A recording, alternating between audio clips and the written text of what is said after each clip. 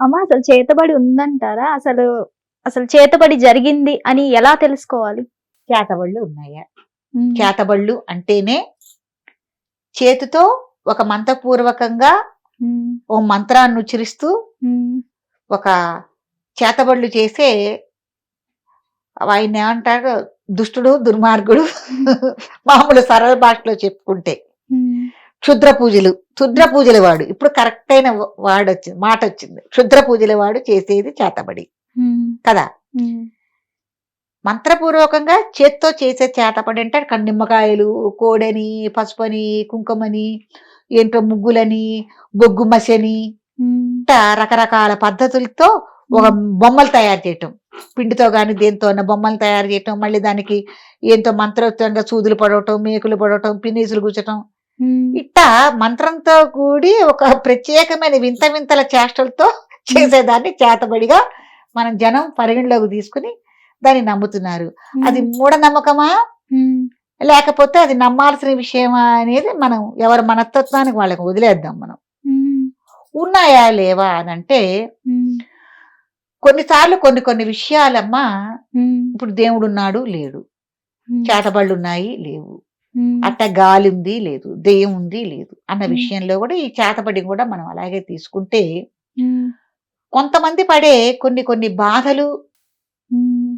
అకారణంగా వాళ్ళు చెప్పే కొన్ని సమస్యలు మన దగ్గరకొచ్చి, హ్మ్. ఇరుగు పొరుగు వాళ్ళు గానీ, లేతే ఏదన్నా మనం న్యూస్‌లో గానీ, హ్మ్. ఎక్కడైనా మనం చూసే కొన్ని విధానాలు, పద్ధతులు హ్మ్. ఇవన్నీ చూస్తే ఉన్నాయి. నిజమే అని అనిపిస్తుంది.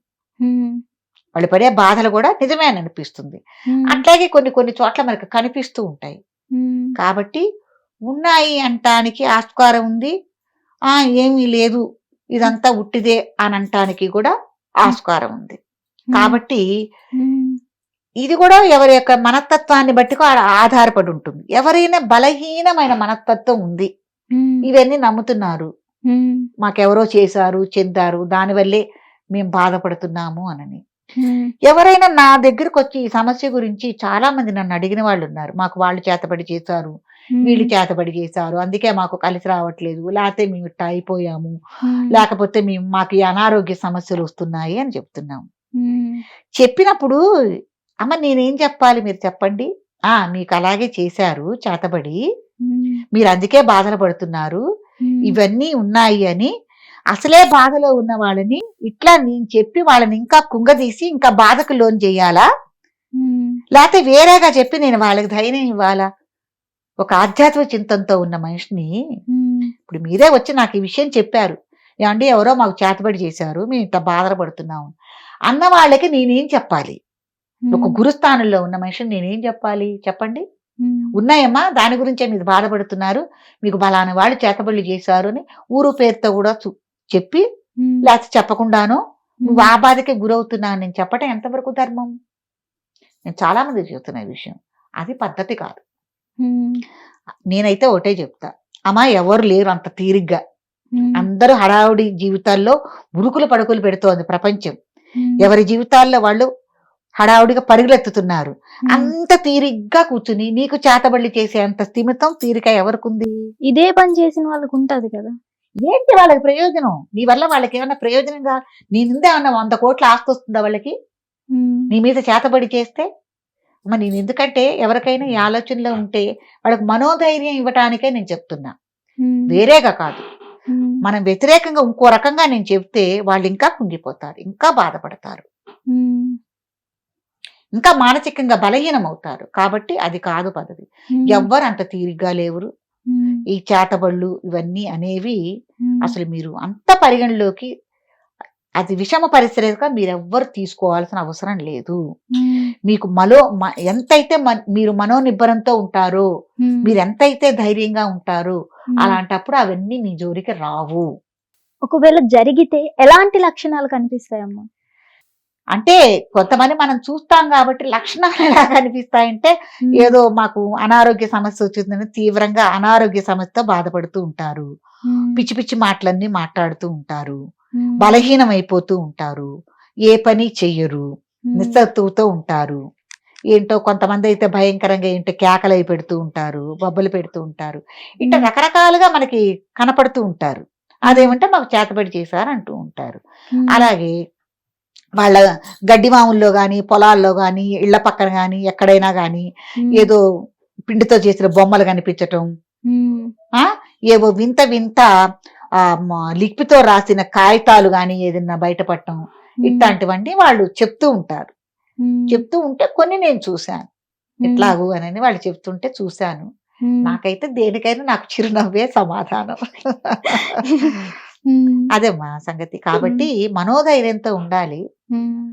అన్నీ మనం సీరియస్‌గా తీసుకోకు. ఒకవేళ వచ్చిందే అనుకోండి, హ్మ్. దేనికైనా గూడా భగవతారాధన, హ్మ్. భగవన్నామ స్మరణ, హ్మ్. భగవంతుని గురించిన మంత్రోచ్చారణ ఇవి చేయటం వల్ల హ్మ్. మన జోలికి రావు. హ్మ్. కాబట్టి ఎవరైనా ధైర్యంగా ఉండి హ్మ్. కాలభైరవుడి యొక్క ఆరాధన చేయటం వల్ల గాని, హ్మ్. ఆంజనేయ స్వామి వారి యొక్క ఆరాధన చేయటం వల్ల గాని, హ్మ్. ఏదన్నా మీరు ఇట్టాగే చేతబడులు మనకు చేశారనుకున్న వాళ్ళు హ్మ్. ఇవి తొలగించుకోవచ్చు. హ్మ్. దీనికి నివారణ మార్గాలు ఇవి ఉన్నాయి. అంటే తప్పకుండా మీరు ఎవరైనా క్షుద్ర పూజలు చేస్తాము, మేము హ్మ్. బాగు చేస్తాము హ్మ్. అన్న అన్న వాళ్ళ మాటలు నమ్మటం కన్నా, హ్మ్. ఎక్కువగా మీరంతట మీరు హ్మ్. ఆంజనేయ స్వామి వారిని గాని, హ్మ్. కాలభైరవుడిని గాని, హ్మ్. ప్రముఖమైన బలం కలిగిన దైవారాధనలు చేసుకోవటం వల్ల ఏదైనా ఈ చేతబడులు ఇవన్నీ ఉన్నాయంటే వాటిని మీరు పారదోలుకోవచ్చు మీరే స్వయంగా. అంటే ఇది ఆరాధించడం వరకు పక్కన పెడితే ఈ వస్తువులతో చేస్తారు. ఈ వస్తువులు మీరు జాగ్రత్తగా ఉంచుకోవడం బెటర్ అన్నవేమైనా ఉన్నాయా? ఓకే. హ్మ్. అంటే ఏదైనా ఆడవాళ్ళైతే ముఖ్యంగా మీరు మైల బట్టలు ఎక్కడ పడితే అక్కడ పడేయరాదు. హ్మ్. అట్లాగే ప్రసవించిన స్త్రీలు హ్మ్. ప్రసవమైన బట్టలు పడేయరాదు. హ్మ్. అట్లాగే మీరు ప్రసవించిన తర్వాత హ్మ్. మాయ ఉంది చూడండి. హ్మ్. ఆ మాయను కూడా తీసుకెళ్ళి హాస్పిటల్‌లో గాని ఎక్కడైనా ఎక్కడ పడితే అక్కడ పడేస్తారు. హ్మ్. అలా పడేయరాదు. హ్మ్. జుట్టు విరబోసుకుని స్త్రీలు ఎప్పుడు తిరగరాదు. హ్మ్. మీరు తల చిక్కు తీసుకున్న తర్వాత చిక్కు అనేది ఉంటుంది గదా! అది హ్మ్. లుంగ చుట్టి మీరెక్కడ పడితే అక్కడ పడేస్తారు. అది గూడా చాలా తప్పు పద్ధతి. హ్మ్. చెయ్యరాదు. హ్మ్. ఎటు కాని టైంలో మనకు తెలియని ప్రదేశాలకి హ్మ్. ఏదైనా 4 కూడళ్ళు, 3 కూడళ్ళు జరిగిన దారులు కలిసిన చోటకి గాని, హ్మ్. మీరు చూసి చూడకుండా ఆ ప్రాంతాల్లో మీరు ప్రయాణం చేయరాదు. నడవటం గాని, హ్మ్. అట్లాంటివన్నీ చేయరాదు. ఈ హ్మ్. జాగ్రత్తలన్నీ తీసుకోండి మీరు. హ్మ్. మంచిదే కదా! హ్మ్. ఎక్కడన్నా నిమ్మకాయలు గాని ఏమన్నా కనిపించాయి. వాటిని చేత్తో పట్టుకోవటం గాని, హ్మ్. వాటిని దాటటం గాని, ఇట్లాంటి కార్యక్రమాలు మీరు చేయకుండా తగు జాగ్రత్తలు తీసుకోవటం మంచి పద్ధతి. పొరపాటున ఆ నిమ్మకాయ తొక్కితే ఏం చేయాలమ్మా వెంటనే? వెంటనే కాళ్ళు చేతులు కడుక్కొని హ్మ్. తలస్నానం చేసి హ్మ్. దైవానికి దీపారాధన పెట్టుకుని ఇట్లా జరిగింది కాబట్టి హ్మ్. దీని నుంచి వచ్చే ఏదన్నా బాధలుంటే మాకు రాకుండా కలగజేయి స్వామి అని దండం పెట్టుకోవటం వల్ల మంచి పద్ధతి. ఓకే. ధన్యవాదాలమ్మా. చాలా చక్కగా వివరించారు.